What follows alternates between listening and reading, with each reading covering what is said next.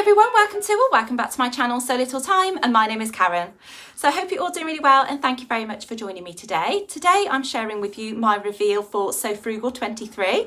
I'm really excited to share what I have made, but I just firstly want to say a huge thank you to both Ruan and Sam for running this challenge yet again. It's a hugely successful challenge. It's really nice to be part of, and I love how the majority of the sewing community get involved with it, and I've just really enjoyed following along with the vlog hop tour and seeing what free patterns and inspiration everybody's been bringing to us. So yeah, it's just great to know that there are all these free patterns out there to us, and sometimes I feel they do get overlooked with all the new shiny patterns that are being released. So yeah, it's just nice to find out what is available to us, and just knowing that if you're on a really tight budget that there are some beautiful patterns out there which are up for grabs. So without further ado then, I shall get stuck into my first make, which is the Life Sew Savory free jumpsuit pattern. I would say it's more of a dungaree style pattern to me though, because of the way of the style of it, and it is very, very similar to the Waves and Wild Heyday dungarees, which were on my list to make. So I'm really pleased that I've had a go at these, and I have to say, for a free pattern, these are spot on. I haven't got a bad word to say about them. Even though you can't download the instructions to print off, it is really easy to follow the step-by-step instructions just on the website. Had absolutely no problem whatsoever. I have made a few slight alterations to these dungarees, but nothing that anybody else couldn't do easily enough. You know, it's just something that I decided that I wanted to do just to have a neater finish for myself, and also I've made a slight change to the fit on me as well. So the fabric that I've used then, as you can see here, is this stretch cotton fabric, which has got, I think it's like a twill cotton stretch sort of fabric. I initially thought it was sort of a canvas weight, but it's not as heavyweight as a canvas, and it's got quite a bit of stretch in it, which is really, really nice. And what I will say is that these have good sort of recovery, so it's really nice to wear and not have baggy bum or baggy knee syndrome, which is really nice. Yeah, and they're comfortable because obviously they've got that little bit of stretch in them as well. Really pleased with the fit on them. So this pattern comes in a size range from extra small through to 3XL, and that goes up to a 57-inch hip, and you need to go off your hip measurement to make this pattern. She gives you the measurements in inches, and that is just your body measurement, so there isn't a finished garment measurement chart, so you do need to make sure that you go with your hip measurement. My hip measurement is about a 41 to 42 inch. You know, it varies every now and again, but I am pretty much that as standard, no matter what sort of weight I am. And yeah, I found that going with the size medium, which I fell into that kind of bracket, was the best fit for me, and I've just made a very, very slight change to get the fit spot on for me. So the first change that I will talk about is that you'll notice straight away when I move my hair out of the way is that I haven't got the loops on there where you feed the straps through and tie them up. I did have them on initially, but I ended up cutting them off just because they weren't quite in the right place on me, and although I do like that feature, and I will try that on another pair, I decided to cut them off and just to put a bib and brace set on, and I just find that looks much better on this particular version. And the reason that it didn't quite work is because I ended up following the instructions for the Waves and Wild Heydays on how to attach those loops. Now this bib is a slightly different shape to the Waves and Wild one. Theirs is more square, and this kind of has a slant to it. So whereas the Waves and Wild one just comes straight up into a square like that. So the way that you attach the loops, they sit nice and clean against the squareness of that bib. Whereas because of this being slanted, the way I was trying to insert them, it ended up that they were here. So they weren't right at the edge of the bib, which is where they needed to be. And if I undo these on the inside, you'll see, oh, let me pan you down a bit, that these have got a slant there. And so when I was trying to attach the loops, I was trying to attach them underneath there and then flip them up, and so they were ending up sort of over here, and it just looked really weird having that section sticking out at the side. So yeah, I decided to cut them off and then just to add the bib and brace that I already had. So they're not quite in the right place. I hammered these in. These are just some sort of buttons that I had in my stash already, so I had to hammer those in. And then this particular slider was off another dungaree set, and obviously one's brass and one's silver, but I don't think you can really tell. I don't really mind. I've used stuff that was in my stash, so this is a completely frugal make, that is for sure. Do have a little bit of excess here, but I think that's because this bib is quite wide on me.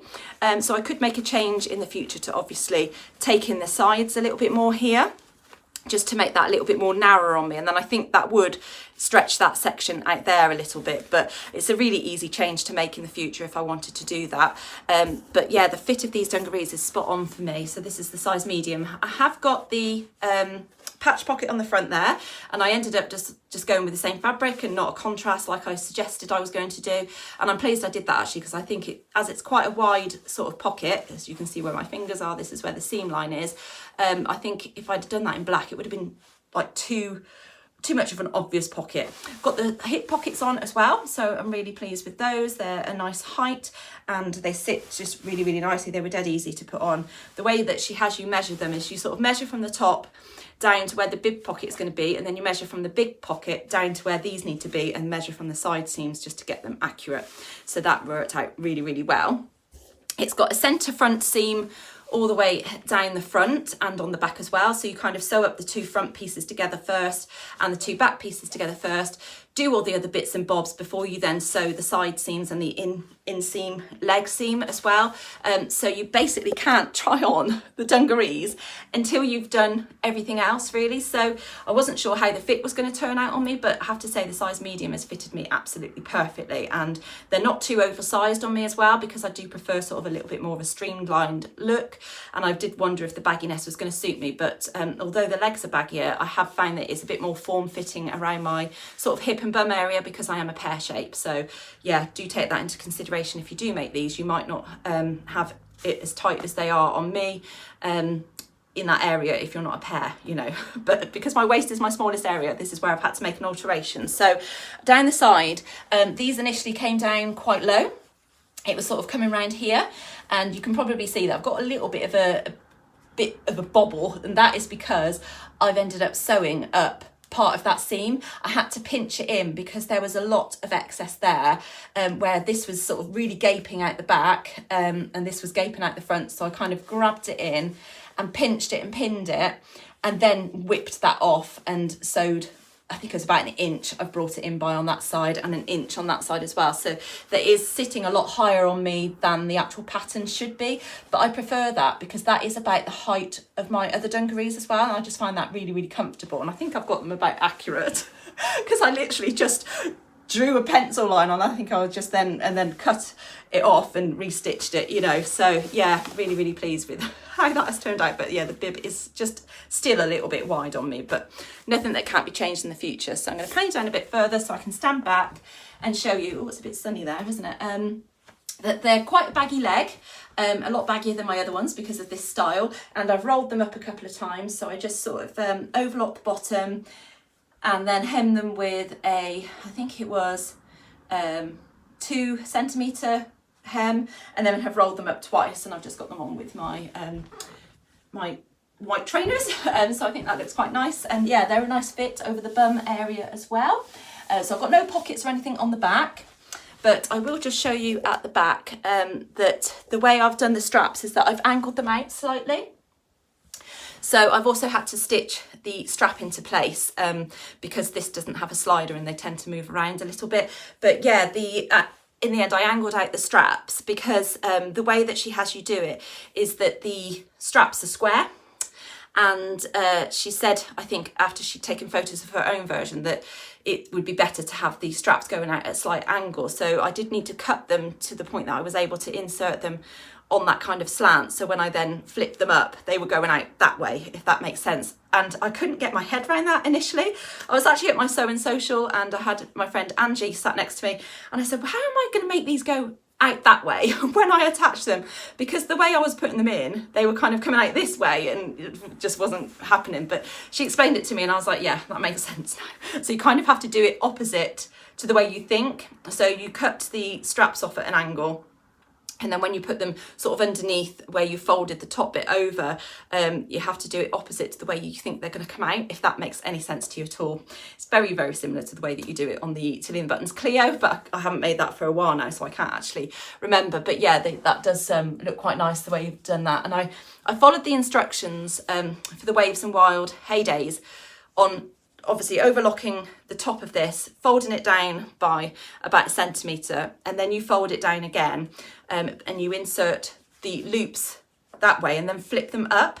And that was why I didn't quite have them in the right place on the front, but I did that for the back as well. So it's just a need to finish, because I didn't end up doing a facing, and there isn't a facing included on this pattern. And the way that she's done them is just literally just to stitch them onto the back, and I just didn't like that finish. I think that looks, well, I know you're not going to see it from the inside, but it's just a little bit messy, and I do like pretty insides. It's just something I think as you go along in your sewing journey, just like your insides to be as neat as your outsides. I don't know, but yeah, so I really, really love how these have turned out. I wasn't sure about the sort of fabric and pattern combo initially, but I really, really love it, and I think it's just going to be great for spring and summer, you know, because they're just nice and comfortable and roomy, yeah, and just really make me feel quite happy. Got them on with just a ready to wear black top today, but I do have my cream cocoa, and that looks really nice with it as well. That's just a sort of a bit more of a higher neck, but that looks great because obviously it's cream in the black. So yeah, I think I'm going to get loads of wear out of these, so really, really pleased. So that's my first make anyway, so I'm going to share with you now what I got onto for my second make. Right, so the next pattern that I have made is the Paulie Peter Pan collar blouse by Tiana's Closet, and as you can see, it's a completely different day, different hair, different weather. Yeah, it's really grey and miserable out there at the moment, so I have got the light on, so if there's a weird glow on one side of my face, that's what it is. Yeah, so I have made this blouse then as part of the Sew Frugal challenge. I was only going to be making one garment initially, but I just found I had a little bit of extra time to get another one in, and this has actually been a really quick make. Overall, I'm quite pleased with the blouse itself. However, I have made a few modifications along the way during the construction process, and I also have found that the sizing isn't quite right on me, so I think I should have graded between two sizes. So firstly, I'll just tell you a little bit of my experience about using Tiana's Closet before I go into the detail of this blouse. So the patterns are available in sizes extra, extra small through to 5XL. So initially I did think that was a really good size range, and I'll explain further as to why I think that that is a little bit more restricted now. The pattern is obviously in PDF format, and you have to print it off in A4 on your computer and stick the tiles together. So the pattern itself comes with layers so that you're able to print just the size that you need, which I think is a really, really good function, because she actually includes the cutting line and the seam allowance line on each pattern for each size. So if you were to print all of those sizes off, you would have all of these lines to try and sort of work out which size that you need to cut, and there is no differentiating between any of the sizes because all of the lines are solid lines. So I heard that Rachel from Stitched Up had made one of the blouses that I was looking at, and she ended up drafting her own bodice block and making one of the patterns from scratch because she was having difficulty printing off the size that she needed.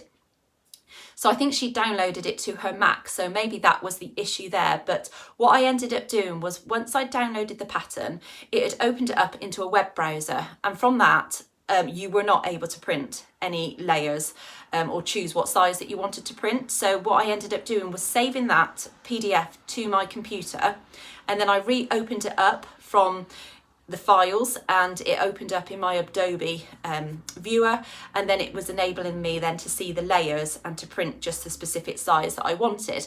So you don't get a finished garment measurement chart within this pattern, so you do have to go off your body measurements, but I was guessing there was going to be, you know, a good amount of ease in there for me to make my usual sort of size, which is usually around a size medium.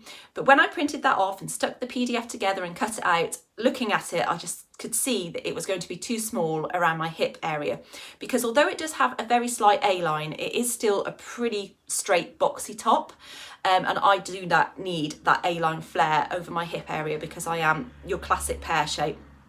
So I decided to reprint the size large, and I stuck that together and cut it out, and I could see that that was going to fit much better. I sort of held it up against me. I could gauge sort of where the seam was going to be, and I thought, yeah, I should be fine. So when I printed off the instructions, you do just get written instructions step by step. There are no photos, there are no illustrations. So you do need a little bit of dressmaking experience under your belt to be able to construct this garment together. It has been a really quick make, I would say. Yeah, and I'm really pleased with how the blouse has turned out overall, but I have made a few modifications along the way. So the first modification that I made was that they have you cut the front and the back bodice on the fold, and you need to have a keyhole opening at the back to enable you to get this top over your head. And what they have you do is measure down from the back neckline to a certain point, and you just make a snip in that, and then you are supposed to bias bind around that cut area. But I just felt that that was going to be a little bit messy, and I didn't really want to do it that way. So what I ended up doing was cutting the back bodice in half completely, overlocking the raw edges, folding that in, and then top stitching around the keyhole opening where I'd sewn up to, just sort of to create it that way, as I've done that on other garments, and I just felt that looked a much neater finish. So then the neckline detail that you've got here, you finish it with bias binding after you've attached the collar onto the outside of the garment. I'm not 100% happy with having the bias binding on show, although I have made my own, and obviously it's in the same fabric that I've used, and it blends in really, fairly well. I think I would actually prefer if that was folded in, so it was just sort of a bit more of a cleaner finish, like that. If you can see what I'm trying to say. Yeah, I don't think it looks horrible. I just would prefer it to have that tucked in. Now, I've not made a Peter Pan collar before, so I'm not really sure the method of how you would usually attach it. If you have any experience with that, do comment in the comment section below, just to let me know how you would usually attach that, or is this standard? Yeah, and then what they did say was that you were supposed to attach a button and buttonhole at the back to close the sort of loop closure there. But I felt that that was a little bit odd as well, because you would therefore then overlap the back at the top, and it might create, I don't know, a bit of a bulge around that keyhole opening. So I decided to make my own bias binding and make it longer than the neckline. So I've done it pretty similar to the construction of the sagebrush top at the top. So you actually have then some ties out the back here. So you continue them on, and then I've just tied it in a bow, but I think I should have made them slightly longer than what they are. But yeah, it will be fine. And my keyhole opening isn't perfect because it's not sitting flat, as you can see there. Yeah, it could do with being, I don't know, maybe it's because of the way I've tied the bow. I'm not too sure. So yeah, it's not the most perfect construction, but I just felt that that was a neater finish and how they were telling you to do it. Now, the other alteration that I have made is for the sleeves. So you've got these lovely puff sleeve details. So you've got gathering at the top there, and I had to guess where to put the gathering stitches as well, because there was no sort of notches as to where you needed to do it between. So I just went off sort of previous sleeve heads that I've done and guessed where I needed to do that from. And I think I've got it just about right. There are notches to line it up with the actual armholes, but if you'd have gathered in between those notches, it would have been too much gather overall. So yeah, I just did it over sort of the arch really. And there, you gather it into this lovely little cuff here.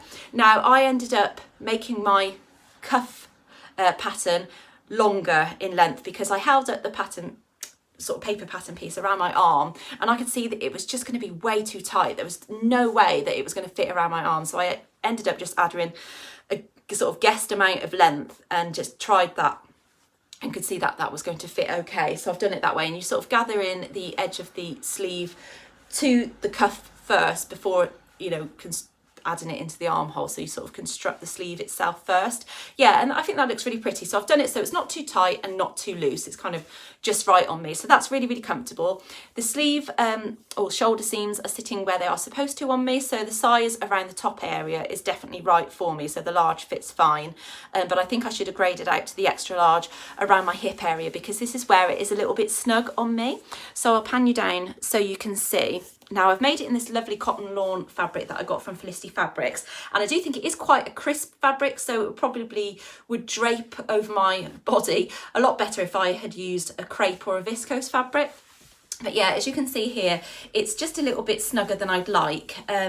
but I don't know if that's because I should have graded out to the extra large, or if it's because I've taken a very small smidge out of the back of the bodice, the back bodice, because of where I've cut it down the back. But I did only use a very, very sort of small seam allowance, so I don't feel that that has made that much difference really.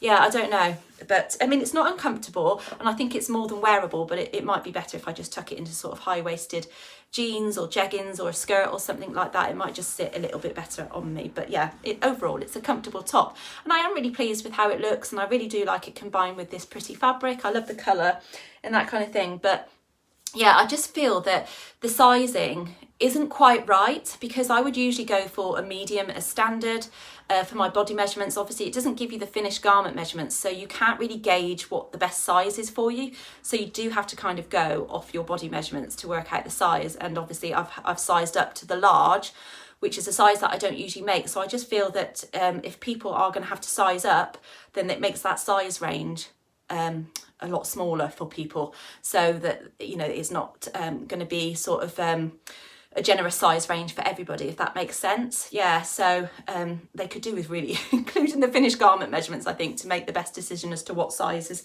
is best for you. But yeah, overall pretty pleased with how this dress, this top has turned out. And I'm happy that I was able to make a second garment for this challenge. So I hope you have enjoyed my review and hope that you find it helpful. It hasn't put me off making any of the other patterns on Tiana's Closet website. I just will be definitely more mindful of the sizing that I print. And the other thing that I will mention as well is that the seam allowance, they don't actually tell you what that is. You have to work it out per pattern piece. So you've got the obviously the cutting line and then the seam allowance line, so you just need to measure that for each of the pattern sections, because it does differ as you go along. So the neckline was slightly different, the armhole was different, and the side seams were different. I think the majority of the seam allowances were about 1/2 inch. You know, usually I'm used to 3/8 of an inch or 5/8 of an inch, so it was just sitting in between that. So you do have a little bit of wiggle room there if you wanted to make an adjustment to the seam allowance, so I could have let this out a little bit more over the hip area, I think. But yeah, like I say, I'm not going to beat myself up about it. But yeah, that's my 2 makes then. I hope you like them. I hope you've enjoyed taking part in the Sew Frugal challenge. If you have done so, I'm really excited to see what everybody else has been making, and I'm going to be having a look through that hashtag on Instagram for sure, that is anyway. So thank you very much for joining me today. I hope you have found this video helpful with my review of the patterns that I've made, and I look forward to seeing you again soon. Take care. Bye.